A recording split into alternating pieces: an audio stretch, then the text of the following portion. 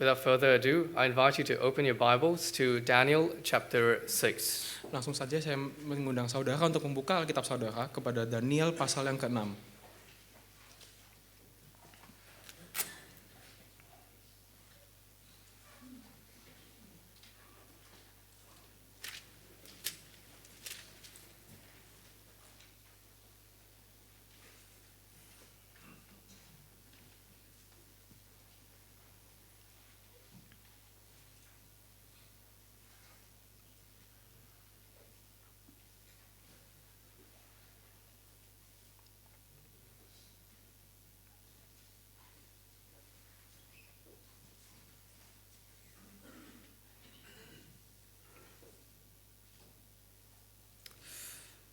I invite our interpreter today, Ito, to read for us the entirety of the chapter in Bahasa Indonesia.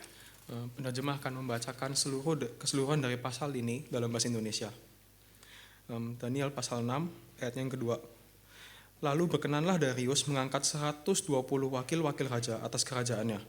Mereka akan ditempatkan di seluruh kerajaan.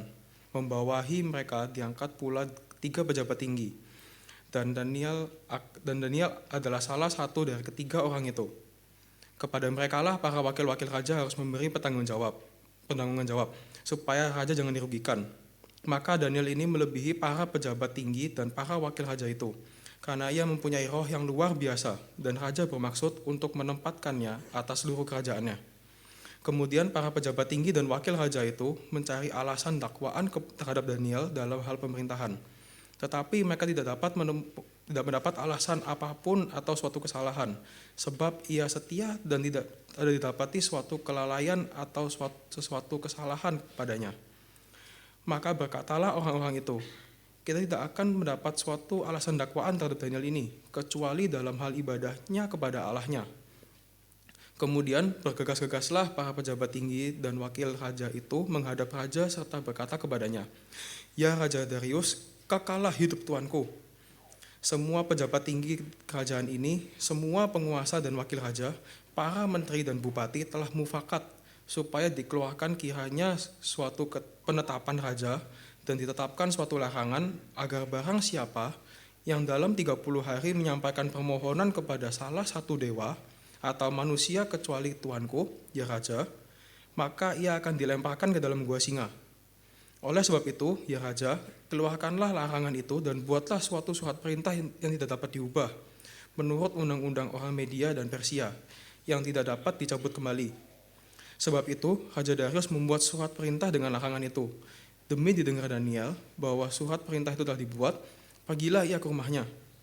Dalam kamar atasnya ada tingkap-tingkap yang terbuka ke arah Yerusalem. 3 kali sehari ia berlutut, berdoa serta memuji Allahnya seperti yang biasa dilakukannya.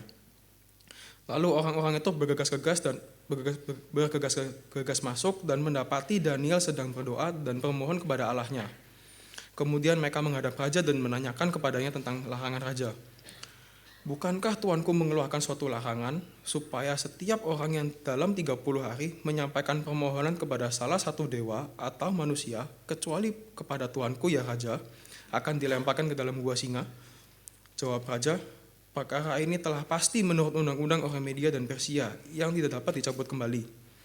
Lalu kata mereka kepada raja, Daniel, salah seorang buangan dari Yehuda, tidak mengindahkan tuanku ya raja, dan tidak mengindahkan larangan yang tuanku keluarkan, tetapi 3 kali sehari ia mengucapkan doanya. Setelah raja mendengar hal itu, maka sangat sedihlah ia, dan dia mencari jalan untuk melepaskan Daniel. Bahkan sampai matahari masuk, ia masih berusaha untuk menolongnya. Lalu bergegas-gegaslah orang-orang itu menghadap raja serta berkata kepadanya, ketahuilah ya raja, bahwa menurut undang-undang orang Media dan Persia, tidak ada larangan atau penetapan yang dikeluarkan raja yang dapat diubah. Sesudah itu, raja memberi perintah, lalu diambillah Daniel dan dilemparkan ke dalam gua singa. Berbicaralah raja kepada Daniel, Allahmu yang kau sembah dan dengan tekun, dialah kiranya yang melepaskan engkau. Maka dibawalah sebuah batu dan diletakkan pada mulut gua itu.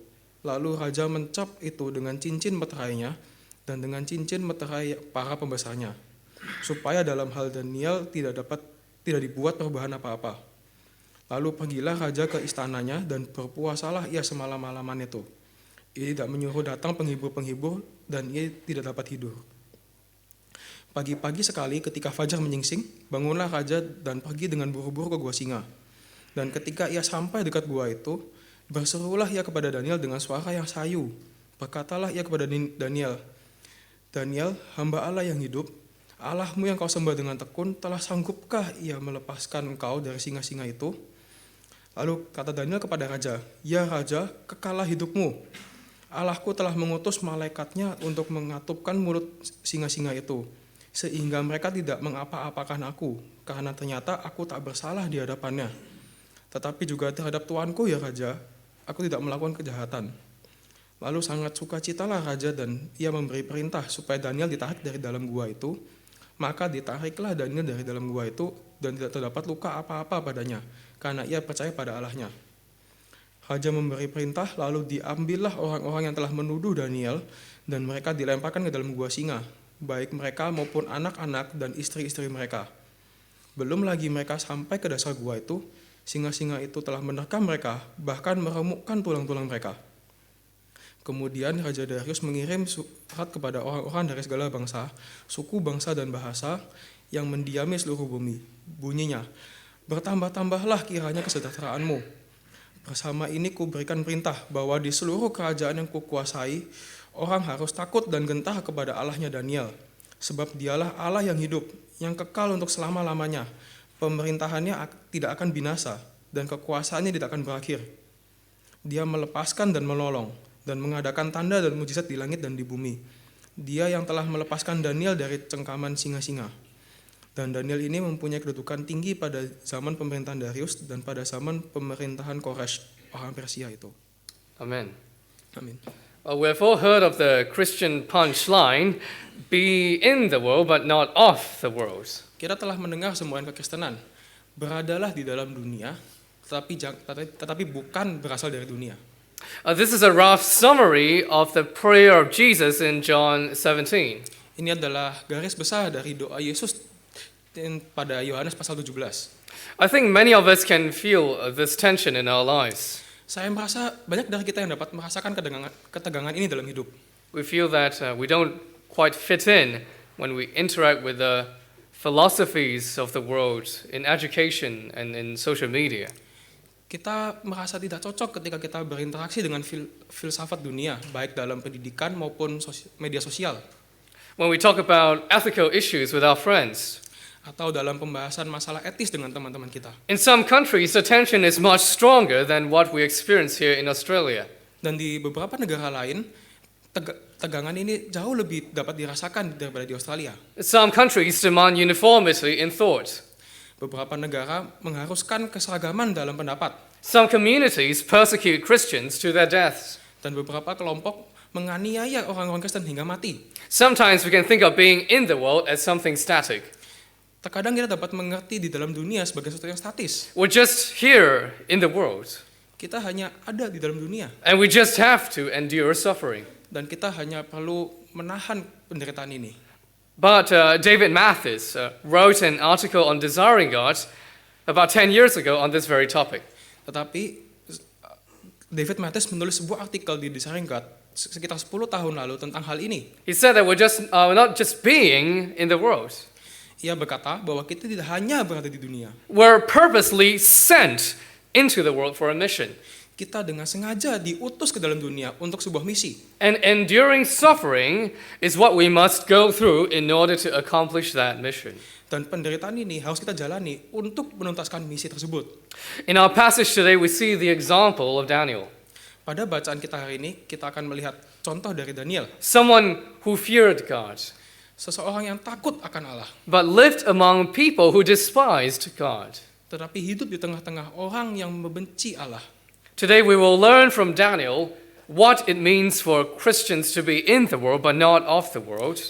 Hari ini kita akan belajar dari Daniel apa yang dimaksud dengan orang Kristen berada di dalam dunia And tetapi to tidak accomplish di dunia. the mission that God has for us here. Dan menuntaskan misi yang diberikan Allah kepada kita di sini. Before we proceed, let us pray together once again. Sebelum kita lanjut, mari kita berdoa sekali lagi. Our Father in heaven, Bapa kami yang di surga, may you speak gently to us. kiranya Engkau berbicara dengan lembut kepada kami. Speak in a way that will reach our hearts. Berbicaralah ke dalam hati kami. And may you plant your word firmly inside our hearts, Dan kiranya Engkau tanamkan firman-Mu ke dalam hati kami. that we may know to fear you and to honor you. Agar kiranya kami dapat takut akan Engkau dan menghormati Engkau. We pray in the name of your Son, Jesus Christ. Kami berdoa dalam nama Tuhan Yesus Kristus. Amen. Amin. We've been going through the book of Daniel for some weeks now. Kita telah membahas kitab Daniel beberapa minggu. And last week we looked at the book of Daniel chapter 5 in the afternoon service. Dan minggu lalu kita telah membahas pasal kelima di dalam khotbah yang siang. The chapter documented for us the fall of the Babylonian Empire. Dan pasal itu mencatatkan kepada kita kejatuhan kerajaan Babel. The Babylonian Empire reached its peak under the rule of King Nebuchadnezzar. Puncak kerajaan Babel adalah di masa pemerintahan Raja Nebukadnezar. Nebuchadnezzar defeated many neighboring countries, including Israel. Nebukadnezar mengalahkan begitu banyak bangsa, termasuk bangsa Israel. And he took some of the young men of Israel back to Babylon to receive Babylonian education. Dan ia mengambil beberapa orang muda dari Israel kembali ke Babel untuk diberikan pendidikan Babel. Upon graduation, these young men were to serve the king as his counselors. Setelah lulus, orang-orang muda ini ditunjuk sebagai penasihat raja untuk melayaninya. Among these young men of Israel were Daniel. Dan di antaranya adalah Daniel. Although this book was named after him, Meskipun kitab ini diberi nama Daniel, Daniel is not the main focus of the book. Daniel bukanlah fokus utama dari kitab ini. Instead, the book of Daniel is a story about the God of Israel who rules over history. Melainkan kitab Daniel berisikan tentang Allah yang berkuasa atas sejarah. He determined that Israel, his own people, would be defeated by Babylon. Ia sendiri menetapkan bahwa Israel, umatnya, akan dikalahkan oleh Babel. This defeat was to serve as a punishment for the many evils they have done. Kekalahan ini bertujuan sebagai hukuman atas kejahatan mereka yang telah mereka lakukan. Even though Israel was defeated, the God of Israel was not. Meskipun Israel telah dikalahkan, Allah Israel tidak kalah. The Lord, who is the creator of the universe, continues to display his unparalleled power and authority to the great kings of the earth. Tuhan pencipta alam semesta terus menunjukkan kuasa dan wewenangnya kepada raja-raja dunia. Through the words of this humble man by the name of Daniel. Melalui perkataan pria yang rendah ini yang bernama Daniel. When Daniel was taken to Babylon, Ketika Daniel dibawa ke Babel, he was just a 12-year-old boy. dia masih berumur 12 tahun. And he served the Babylonian Empire for almost 70 years. Dan dia melayani kerajaan Babel hampir 70 tahun lamanya. Then Babylon was defeated by the Persian army. Lalu Babel dikalahkan oleh kerajaan Persia. And the last king of Babylon, Belshazzar, was executed. Dan raja terakhir dari Babel, Belshazzar, dibunuh. Now Daniel serves a new king by the name of Darius. Nah sekarang Daniel melayani raja yang baru yang bernama Darius. Who is Darius? Siapakah Darius? Before we get into the story of Daniel chapter 6, Sebelum kita masuk ke dalam kisah di Daniel pasal 6, we need to talk about Darius first. kita perlu membahas Darius. Because according to historical records, the ruler of the Persian Empire who defeated Babylon was Cyrus. Karena menurut catatan sejarah, pemimpin kerajaan Persia yang mengalahkan Babel adalah Koresh. But here in Daniel chapter 6, the king is called Darius. Akan tetapi pada pasal 6 ini, raja itu bernama Darius. What is going on here? Apa yang sedang terjadi? Because of the lack of historical data outside of the Bible to confirm the existence of this Darius, Karena kurangnya data sejarah di luar Alkitab yang mengkonfirmasi keberadaan Darius, many Bible scholars concluded that Darius was a made-up character. banyak cendekiawan Alkitab menyimpulkan bahwa Darius adalah tokoh buatan. They further concluded that the story of Daniel was also made up and is not a reliable historical record. Mereka melanjutkan dengan berkata bahwa kisah Daniel juga dibuat-buat dan bukanlah sebuah catatan sejarah yang dapat dipercaya. How should we explain this? Bagaimanakah kita dapat menjelaskan hal ini? Well, Darius literally means king or lord. Darius secara harfiah berarti raja atau tuan. It is likely that in this case, Darius was not a name but a title. Dan kemungkinan yang terjadi adalah bahwa Darius bukanlah sebuah nama, Given melainkan sebuah to- jabatan. given to Gubaru, a general of the Persian army. Jabatan yang diberikan kepada Gubaru, jenderal tentara Persia. He was the one who conquered Babylon for Cyrus. Dialah yang menaklukkan Babel untuk Koresh.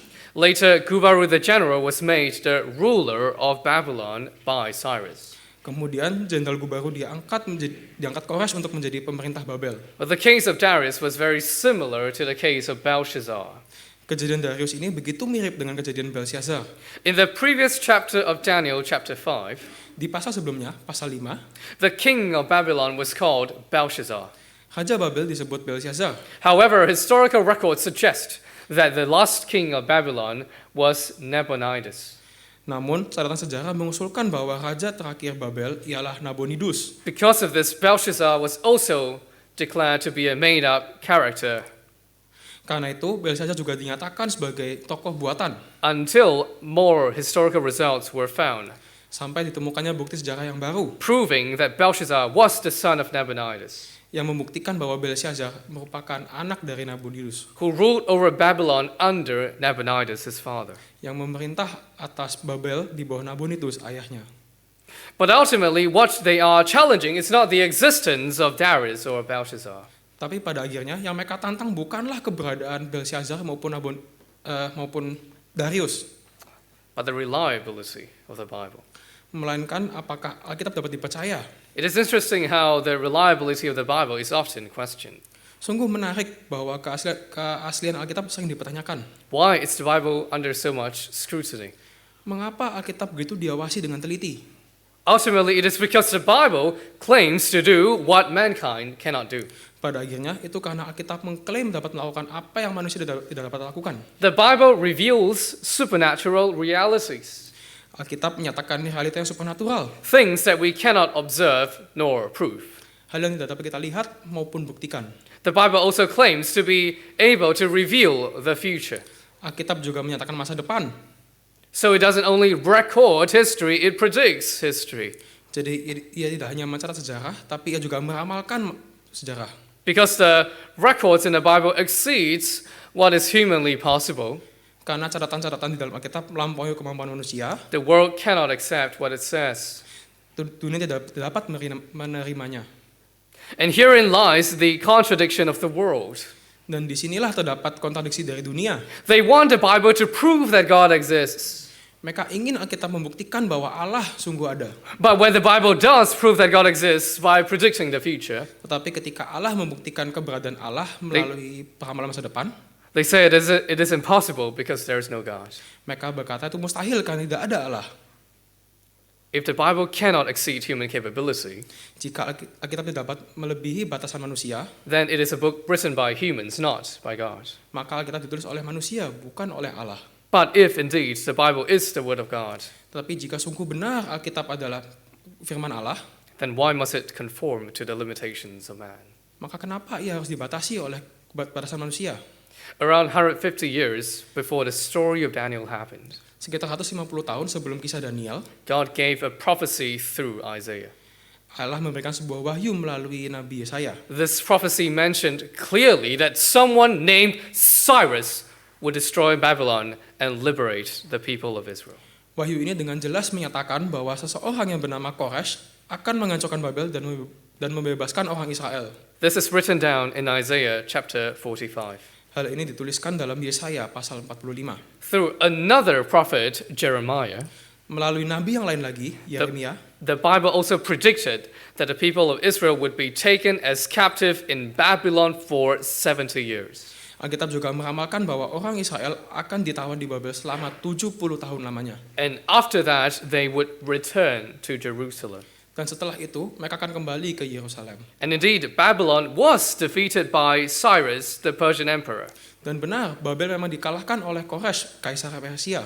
And when the first group of exiles returned to Jerusalem, Dan ketika kelompok pertama yang kembali dari pengasingan, it was the 70th year since Jerusalem fell. tepat waktunya 70 tahun sejak kehancuran Yerusalem. And now Daniel serves Darius, who is appointed to be the ruler over Babylon. Dan sekarang Daniel melayani Darius yang diangkat untuk memerintah atas Babel. King Darius divided the land of Babylon into 120 sections. Raja Darius membagi tanah Babel menjadi 120 bagian. And he sets one satrap or a governor over each of these 120 sections. Dan dia menunjuk seorang wakil raja atau pemerintah untuk setiap dari 120 bagian tersebut. Well, apparently King Darius trusted Daniel so much that he was appointed as the highest of the three high officials who would rule over these 120 satraps. Dan ternyata Raja Darius begitu percaya atas Daniel sehingga ia mengangkat Daniel menjadi pejabat yang paling tinggi dari ketiga pejabat tinggi yang mengepalai 120 wakil tersebut. King Darius trusted Daniel wholeheartedly. Raja Darius begitu percaya kepada Daniel dengan sepenuh hati. Not only because Daniel was capable, Bukan hanya karena Daniel orang yang mampu, but more importantly because he was faithful. tetapi terlebih lagi karena ia setia. At some point, the other two high officials and the satraps wanted Daniel gone. Pada suatu ketika, kedua pejabat yang lain dan wakil-wakil yang lain ingin menjatuhkan Daniel. Maybe it was because of jealousy, Mungkin karena mereka iri, or maybe it was because Daniel would not tolerate corruption. atau mungkin karena Daniel tidak mentolerir korupsi. These officials then tried to find fault in Daniel, Maka mereka berusaha mencari alasan dakwaan terhadap Daniel, but they could not. tapi mereka tidak menemukan apa-apa. I think this is such an amazing testimony. Saya rasa ini adalah kesaksian yang begitu menakjubkan. It is so easy to find fault in a public figure, Begitu mudah bagi kita untuk menemukan kesalahan dalam seorang tokoh masyarakat. especially when he or she is a political figure. Terlebih lagi ketika dia adalah seorang tokoh politik. But Daniel seemingly did the impossible. Tetapi Daniel melakukan apa yang kelihatannya mustahil. Daniel was so faithful to God and to King Darius Daniel begitu setia pada Allah dan pada Darius, that this was what his political enemies said of him. sehingga musuh-musuh politiknya berkata demikian. In verse 5, Dalam ayat yang 6, we shall not find any ground for complaint against this Daniel unless we find it in connection with the law of his God. kita tidak akan mendapat suatu alasan dakwaan terhadap Daniel ini, kecuali dalam hal ibadahnya kepada Allahnya. In other words, this is what they were saying. Dengan kata lain, ini yang mereka katakan. We will never find fault in Daniel because he's so faithful to Darius. Kita tidak akan mendapat suatu alasan dakwaan terhadap Daniel karena ia begitu setia pada Darius. But we can definitely trap him Akan tetapi kita pasti akan dapat menjebaknya because we know that he's even more faithful to his God than to Darius. karena kita tahu bahwa ia jauh lebih setia kepada Allahnya daripada Darius. I think this is the most beautiful compliment anyone can give to a Christian. Saya rasa ini adalah pujian yang paling indah yang dapat diberikan kepada seorang Kristen. Shall we spend some time to analyze Daniel's faithfulness here? Bagaimana jika kita mengambil waktu untuk menganalisa kesetiaan Daniel di sini? What does it mean to be faithful to God first and Darius second? Apa yang dimaksudkan untuk setia pada Allah pertama, lalu Darius kedua? I think this faithfulness can be summarized in 2 points. Saya rasa kesetiaan dapat disimpulkan menjadi 2 poin. A great overlap Suatu irisan yang besar and a great distinction. dan suatu perbedaan yang besar. Firstly, there's a great overlap between what God wants of us and what Darius or the world wants of us. Pertama-tama, ada suatu irisan yang besar antara apa yang Allah ingin kita lakukan dan apa yang dunia inginkan dari kita. For example, Darius loves a government official who does not steal from his treasury, Contohnya, Darius mencintai pejabat yang tidak mencuri kekayaannya, who executes justice and defends the innocent, yang menegakkan keadilan dan melindungi yang tidak bersalah, who works hard and does his best for his master. yang bekerja keras dan melakukan yang terbaik bagi tuannya. Daniel did all these things Daniel melakukan semua itu because God commanded these things. karena hal itu semua diperintahkan oleh Allah. This is where Daniel's faithfulness to God and to Darius would overlap. Inilah di mana kesetiaan Daniel pada Allah dan kepada Darius beririsan. In the Sermon on the Mount, when Jesus was calling us the salt and the light of the world, Pada khotbah di bukit, ketika Yesus memanggil kita garam dan terang dunia, he said in Matthew 5, verse 16, ia berkata di dalam Matius 5 ayat 16, "In the same way, let your light shine before others, so that they may see your good works and give glory to your Father who is in heaven." Demikianlah hendaknya terangmu bercahaya di depan orang, supaya mereka melihat perbuatanmu yang baik dan memuliakan Bapamu yang di sorga. To a certain degree, the good works of Christians can be approved by the world. Sampai batas tertentu, pekerjaan baik orang Kristen dapat disetujui oleh dunia. However, while there is a great overlap between what God wants of us and what the world wants of us, Akan tetapi, meskipun ada irisan yang besar antara apa yang Allah inginkan dan apa yang dunia ini inginkan, there is also a great distinction between what God wants of us and what the world wants of us. terdapat juga perbedaan yang besar antara apa yang Allah inginkan dari kita dan apa yang dunia inginkan. This is where we can witness to God through the things we cannot agree on. Dan inilah saat di mana kita dapat bersaksi bagi Allah melalui hal-hal yang kita tidak dapat setuju. In the same sermon, before Jesus called Christians salt and light, Di dalam khotbah yang sama, sebelum Yesus memanggil orang Kristen garam dan terang dunia, he said in Matthew 5, verses 10 to 11, ia berkata dalam Matius 5 ayat 10 hingga 11, "Blessed are those who are persecuted for righteousness' sake, for theirs is the kingdom of heaven. Blessed are you when others revile you or persecute you and utter all kinds of evil against you falsely on my account." Berbahagialah orang yang dianiaya oleh sebab kebenaran, karena merekalah yang mempunyai kerajaan surga. Berbahagialah kamu jika karena aku kamu dicela dan dianiaya, dan kepadamu difitnah segala yang jahat. At some point, the world would not approve of your obedience to your God. Akan ada saatnya di mana dunia tidak akan menyetujui ketaatanmu kepada Allahmu. Because the world redefines its own purpose and happiness apart from God. Karena dunia mengartikan tujuan dan kebahagiaannya sendiri di luar Allah. It rearranges its priorities to place the desires of the self above their responsibilities to God. Dunia ini menata ulang prioritas di hidupnya sendiri sehingga keinginan pribadinya di atas keinginan Allah. The fundamental difference between Christianity and secularism is worship. Perbedaan yang mendasar antara kekristenan dan sekularisme adalah pada penyembahannya. It is a battle between the worship of God and the worship of self. Adalah suatu peperangan antara penyembahan kepada Allah dan penyembahan pada diri sendiri. And worship is precisely the trap that these government officials have prepared for Daniel. Dan penyembahan ini adalah jebakan yang disiapkan para pejabat tersebut bagi Daniel. These high officials and satraps agreed to go to King Darius and make a suggestion to him. Para pejabat tinggi dan wakil raja setuju untuk pergi menghadap raja dan memberikan suatu usulan. And they said to the king in verses 6 to 7, Maka mereka berkata pada raja dalam ayat 7 dan 8, "O King Darius, live forever. We all agree that the king should establish an ordinance and enforce an injunction that whoever makes a petition to any god or man for 30 days, except to you, O king, shall be cast into the den of lions." Ya Raja Darius, kekalah hidup tuanku. Kami telah mufakat supaya dikeluarkan kiranya suatu penetapan raja dan ditetapkan suatu larangan agar barang siapa yang dalam 30 hari menyampaikan permohonan kepada salah satu dewa atau manusia kecuali kepada tuanku ya Raja, maka ia akan dilemparkan ke dalam gua singa.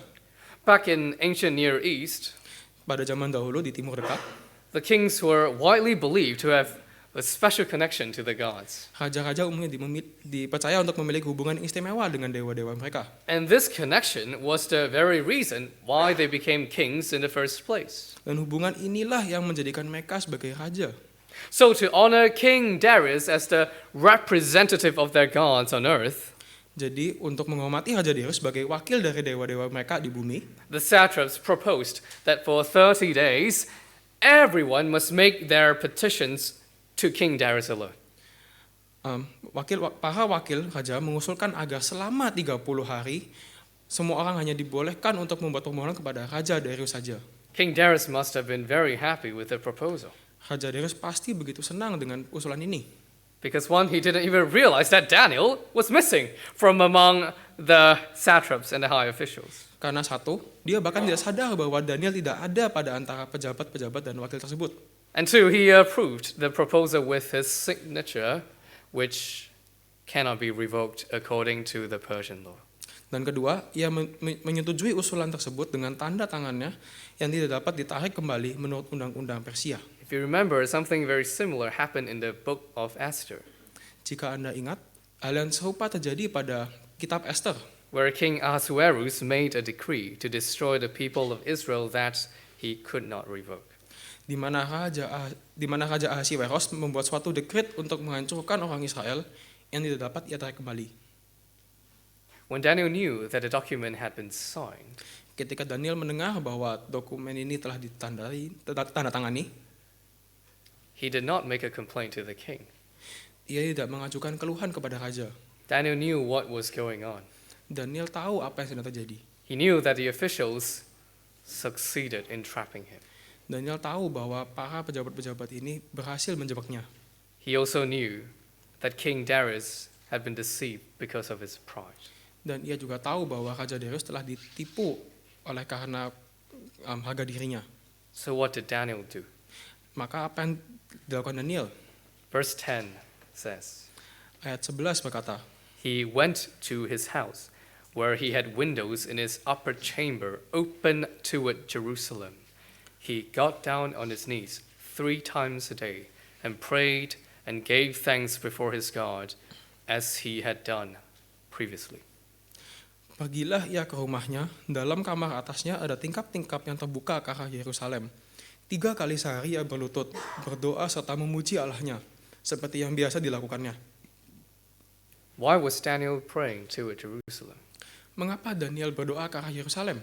Was it some sort of superstition or personal ritual? Apakah ini sebuah tahayul atau ritual pribadi? Or even worse, was Daniel worshipping the city of Jerusalem? Atau mungkin lebih parah lagi, jangan-jangan Daniel menyembah kota Yerusalem? Dr. Ian Duguid provides an answer in his commentary. Dr. Ian Duguid memberikan suatu jawaban dalam komentarnya. Later in Daniel chapter 9, Nantinya di Daniel pasal 9 it is revealed that Daniel prayed regularly for Jerusalem. akan dinyatakan bahwa Daniel secara teratur berdoa bagi Yerusalem. It wasn't some sort of ritual to face Jerusalem. Berdoa menghadap Yerusalem bukanlah suatu ritual. Instead, Daniel was praying according to the prayer that King Solomon made. Melainkan Daniel sedang berdoa seturut dengan doa yang didoakan oleh Raja Salomo When King Solomon dedicated the temple to the Lord. ketika ia menyerahkan bait suci di Yerusalem kepada Allah. In his prayer, King Solomon anticipated a time when Israel would sin against God so greatly that they would be exiled from their own country. Di dalam doanya, Raja Salomo telah mengantisipasi waktu di mana Israel akan berdosa besar terhadap Allah sehingga mereka diasingkan dari tanah mereka. And when they do repent and pray toward their country, King Solomon asked God to hear their prayer and forgive them. Dan ketika mereka bertobat dan berdoa kepada negara mereka, Raja Salomo memohon agar Allah mendengar dan mengampuni mereka. This is recorded in 1 Kings chapter 8. Hal ini dicatat dalam 1 Raja-Raja pasal 8. So what was Daniel actually doing? Jadi apa yang sedang dilakukan Daniel? It was 70 years of consistent prayer facing toward Jerusalem. Yang dilakukannya adalah doa yang menghadap Yerusalem secara terus-menerus selama 70 tahun. Repenting of their sins on behalf of the people of Israel. Doa pertobatan akan dosa mereka atas nama seluruh umat Israel. Because Daniel knew, even though his life in Babylon was extravagant and comfortable, Karena Daniel tahu meskipun hidupnya di Babel begitu mewah dan nyaman, it was not his home. itu bukanlah rumahnya. And his greatest desire was God's mercy for his people. Dan keinginan terbesarnya ialah belas kasihan Allah bagi umatnya. And his hope was that God would bring them back to Jerusalem according to his promise. Dan pengharapannya adalah bahwa Allah akan membawa mereka kembali kepada Yerusalem seturut dengan janjinya. And the decree of Darius was simply not enough to disrupt his routine of repentance and hope in God. Dan dekret Darius ini tidak cukup untuk mengacaukan kebiasaan Daniel untuk bertobat dan berharap pada Tuhan. Now we need to pause for a bit and ask an important question. Sekarang kita perlu berhenti sejenak untuk menanyakan suatu pertanyaan yang penting. Was Daniel foolish or stubborn or even wrong? Apakah Daniel berlaku bodoh atau bebal atau bahkan salah? He could have satisfied both God and Darius if he simply prayed privately. Ia dapat memuaskan Allah dan Darius jika ia berdoa secara pribadi with his window closed. dengan menutup tingkap-tingkap kamarnya. Moreover, God never commanded his people to pray facing Jerusalem with windows open. Terlebih lagi, Allah tidak pernah memerintahkan umatnya untuk berdoa ke arah Yerusalem dengan tingkap-tingkap yang terbuka. Was Daniel wrong? Apakah Daniel salah? If this sermon was preached exactly 3 years ago, Jika khotbah ini diberitakan tepat 3 tahun yang lalu, this question would not seem as relevant to us. pertanyaan ini tidak akan relevan bagi kita. But now that we have experienced a pandemic, Namun karena kita telah mengalami pandemi, I suppose we can immediately see how Daniel's disobedience to Darius is significant to us. saya rasa kita dapat mengerti bagaimana ketidaktaatan Daniel terhadap Darius ini penting bagi kita. Since Daniel's actions were portrayed positively in the Bible, Karena tindakan Daniel digambarkan secara positif di dalam Alkitab, I assume what he did was approved by God. saya berasumsi bahwa apa yang dilakukan Daniel disetujui oleh Allah. So the right question to ask is this: Maka pertanyaan yang tepat untuk ditanyakan adalah, what was the principle behind Daniel's action? prinsip apa yang menjadi dasar atas perbuatan Daniel? Some Christians suggest that it was a principle of unreasonableness. Sebagian orang Kristen berkata itu adalah prinsip ketidakmasuk akalan. Since public prayer was not commanded by God, King Darius' decree was not a violation of God's law, they say. Karena doa di tempat umum tidak diperintahkan oleh Allah, maka dekret Raja Darius tidak melanggar hukum Allah. But even when the king's decree does not violate God's law, we can choose to disobey it if it is unreasonable. Tetapi meskipun dekret raja tidak menyalahi hukuman Allah, kita dapat memilih untuk tidak taat karena itu tidak masuk akal. They would apply this principle, for example, to the mask-wearing mandate. Mereka akan menerapkan prinsip ini contohnya kepada mandat untuk menggunakan masker. They said if we don't, they said that we do not need to obey the law because it was an unreasonable request. Mereka berkata bahwa kita tidak perlu mentaatinya karena itu tidak masuk akal. In other words, the principle is this: Dengan kata lain, prinsipnya adalah ini. we do not need to submit if it does not make sense to us personally. Kita tidak perlu taat jika menurut kita pribadi itu tidak masuk akal. This principle is false Dan prinsip ini salah because it began with a false premise. karena prinsip ini diawali dengan premis yang salah. What Darius banned was not simply public prayer to God, Yang dilarang oleh Darius bukan hanya doa secara umum kepada Allah, but any prayer to God. tetapi seluruh doa kepada Allah. Even if Daniel prayed privately in his room, Bahkan jika Daniel berdoa secara pribadi dalam kamarnya, with his windows closed, dengan tingkap-tingkap yang tertutup, he would still be disobeying Darius. dia masih akan mentidaktaati Raja Darius. The question for Daniel was not whether he should obey an unreasonable law or not. Pertanyaannya bagi Daniel bukanlah apakah ia harus mentaati perintah yang tidak masuk akal, Instead, the question was whether he should make his lawful disobedience to Darius public or not. melainkan apakah ia perlu menunjukkan ketidaktaatannya kepada Darius kepada umum atau tidak. In every other way, Daniel submitted himself under Darius' rule Daniel telah taat pada Darius dalam semua hal yang lain and served him as his master. dan melayani Darius sebagai tuannya. But since this one decree violated God's law, Tapi karena satu dekret ini melanggar perintah Allah, disobedience was inevitable for Daniel. ketidaktaatan ini tak dapat dihindari oleh Daniel. What was Daniel's response? Apa yang menjadi respon dari Daniel? He didn't choose to hide himself when he prayed. Ia tidak memilih untuk bersembunyi ketika ia berdoa.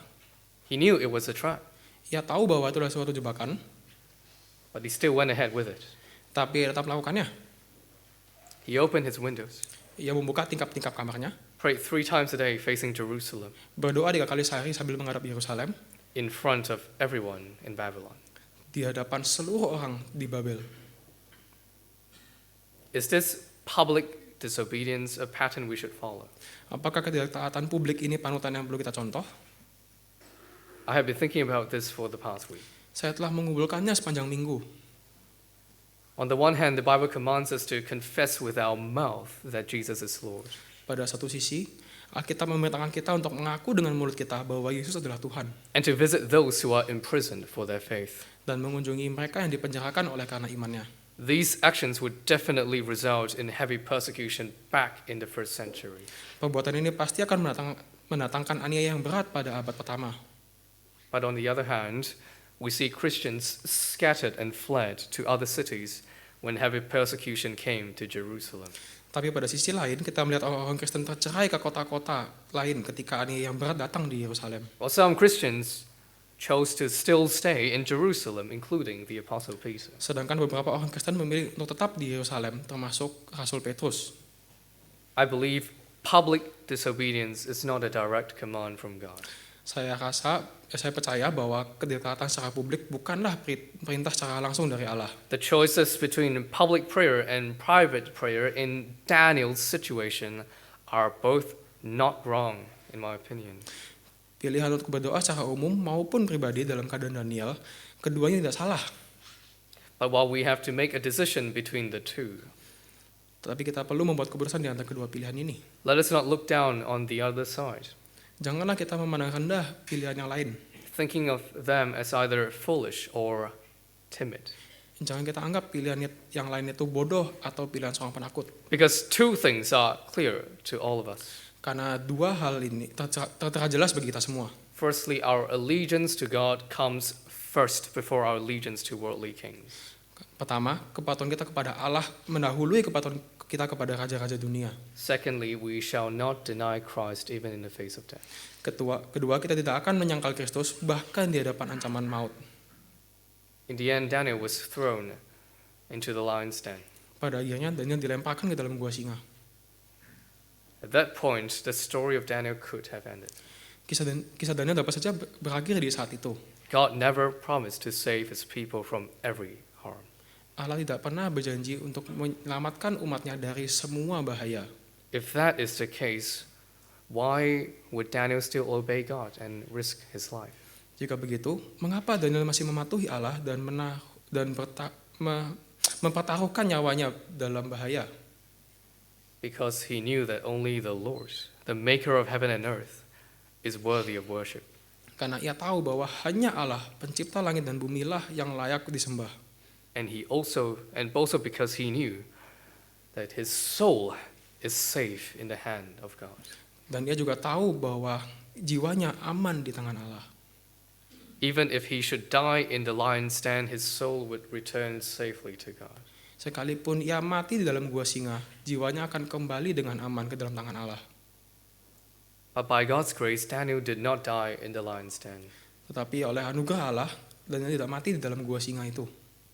Ironically, it was the other high officials and satraps who were thrown into the lion's den and killed. Ironisnya, malah para pejabat tinggi dan wakil-wakil yang lain yang dilemparkan ke gua singa dan mati di sana. Daniel's life was an example of what it means to be in the world, but not of the world.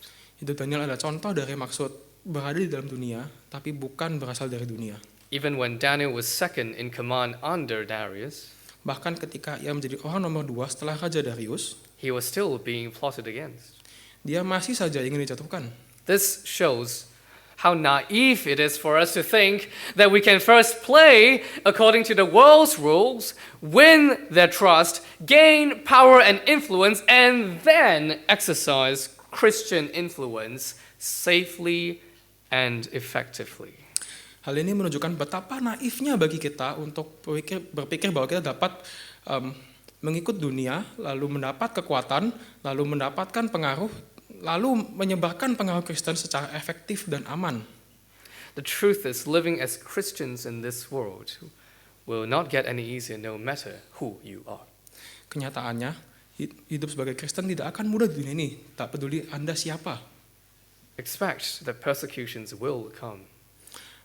Harapkanlah aniaya untuk datang. You may be ridiculed, Anda mungkin akan dicemooh, or be excluded, atau diasingkan, or be rejected, ditolak, or be hated. atau dibenci. Just as the Bible says in 2 Timothy 3 verse 12. Seperti yang tertulis dalam Alkitab dalam 2 Timotius 3 ayat 12. Indeed, all who desire to live a godly life in Christ Jesus will be persecuted. Memang setiap orang yang mau hidup beribadah di dalam Kristus Yesus akan menderita aniaya. Daniel was able to endure his share of persecution because he understood his mission. Daniel mampu menahan aniaya yang ia alami karena ia mengerti misinya. He understood that he was sent to Babylon for a reason. Ia mengerti bahwa ia dikirim ke Babel untuk suatu tujuan. Even though suffering may come in the process, he was determined to follow through. Meskipun ia akan mengalami sengsara, ia telah bertekad untuk menjalaninya. And what was Daniel's mission? Dan apa yang menjadi misi dari Daniel? What would God accomplish through him? Apa yang Allah ingin capai melalui Daniel? He didn't know. Ia tidak tahu. All he knew was that he had to be faithful to God, Yang ia ketahui hanyalah ia perlu setia kepada Allah. no matter what the situation was. Tak peduli situasi yang ia hadapi. Daniel's life did not convert the Babylonian Empire, Kehidupan Daniel tidak mempertobatkan seluruh kerajaan Babel nor the Persian Empire, maupun kerajaan Persia. but his testimony did convert at least 2 people, Tapi kesaksiannya mempertobatkan paling sedikit 2 orang, Nebuchadnezzar and Darius. Nebukadnezar dan Darius. To be in the world but not of the world. Berada di dalam dunia, tapi bukan berasal dari dunia. It was God's decision to send Christ into the world to redeem the world. Itu adalah keputusan Allah untuk mengutus Kristus ke dalam dunia, untuk menebus dunia. To enter the world would mean suffering for Christ. Masuk ke dalam dunia berarti penderitaan bagi Kristus. But he understood his mission, Tapi ia mengerti misinya. and he knew that suffering is a pathway to accomplishing that mission. Dan ia tahu bahwa penderitaan adalah jalan untuk menuntaskan misi tersebut. And likewise, Jesus also sends us into the world to redeem the world Dan sama halnya, Yesus juga mengutus kita ke dalam dunia untuk menebus dunia. by making us disciples, by making them disciples of Christ. Dengan membuat mereka menjadi murid Kristus. Jesus says, "Peace be with you, as the Father has sent me, even so I am sending you." Yesus berkata, damai sejahtera bagi kamu, sama seperti Bapa mengutus aku demikian juga sekarang aku mengutus kamu. We're here for a purpose. Kita ada di sini untuk suatu tujuan. The purpose we must endure has a reason, Penganiayaan yang harus kita tanggung ada alasannya. and the reason is the salvation in the death of Jesus Christ. Dan alasannya ialah keselamatan di dalam kematian Yesus Kristus.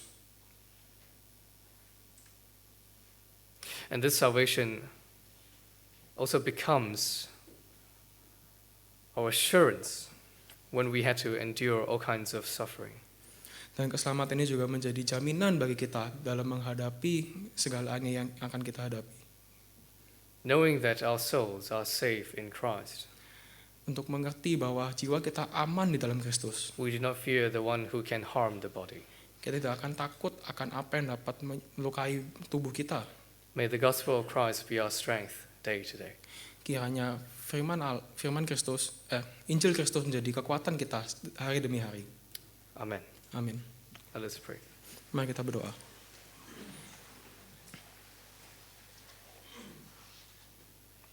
Our Father in heaven, Bapa kami di surga, we thank you for your great love, kami berterima kasih atas kasih-Mu yang besar. for you first sent your Son to be the suffering servant. Karena Engkau telah mengirim anak-Mu pertama-tama untuk menjadi hamba yang menderita. To save us through his death. Untuk menyelamatkan kami melalui kematiannya. And likewise, we, having understood this love, we willingly accept your mission. Dan melalui itu kami dapat mengerti kasih-Mu. Dan melalui itu juga kami mau menerima misi-Mu. To live a life with a purpose to glorify your name. Untuk hidup dengan tujuan memuliakan nama-Mu. In this sin-filled world, Di dalam dunia yang berdosa ini. even though suffering may entail. Meskipun penderitaan telah menunggu. But Father, we are not heroes. Tapi Bapa, kami bukanlah seorang pahlawan. Instead, we are weak and needy. Malahan kami ini lemah dan membutuhkan. We fall easily. Kami mudah jatuh. We forget about you easily. Mudah bagi kami untuk lupa akan Kau. So we ask in humility, Maka kami minta dengan rendah hati. may you hold us, Kiranya Engkau topang kami. that we may always rely on you. Agar kami dapat terus bersandar pada Engkau. May your strength exceed our challenges.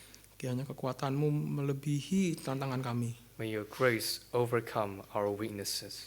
Kiranya anugerah-Mu lebih besar daripada kelemahan kami. For we have no strength other than the strength in you. Karena kami tidak memiliki kekuatan apapun selain kekuatan kami dalam Engkau. And we have nothing to be proud of except of Christ. Dan kami tidak dapat bermegah dalam apapun selain dalam Kristus. We ask humbly in the name of your Son, Jesus Christ. Kami minta dengan rendah hati dalam nama Tuhan Yesus Kristus. Amen. Amin.